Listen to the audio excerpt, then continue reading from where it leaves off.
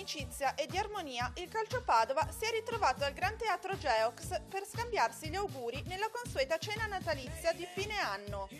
Una festa di Natale per certi versi inedita, quella di ieri sera, sia per la location scelta per il rapporto di amicizia e di stima reciproca tra il nuovo presidente e il proprietario della struttura, Diego Zed, nata durante una puntata di Tutti in Campo Spogliatoi, sia perché è stata la prima cena natalizia del Calcio Padova con Diego Pennocchio nei panni di numero 1 biancoscudato.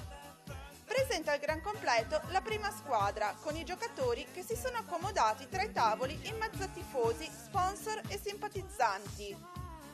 Un momento conviviale accompagnato dall'intrattenimento musicale, dove tra una portata e l'altra non sono mancate le esibizioni canore dei dirigenti biancoscudati, presidente in primis, seguito dall'amministratore delegato Andrea Valentini e dal tecnico Bortolo Mutti. Al termine della cena, squadra e dirigenza sono saliti sul palco per il consueto brindisi. A fare gli onori di casa anche il primo cittadino Ivo Rossi. E tra le varie dichiarazioni, ovviamente, non sono mancati gli auspici per l'imminente futuro, riassunti dal presidente con queste parole. Loro stessi non si riconoscono nella graduatoria che oggi abbiamo in classifica e quindi dal 2014 mi aspetto di ritornare nelle posizioni che ci competono e che competono alla città di Padova.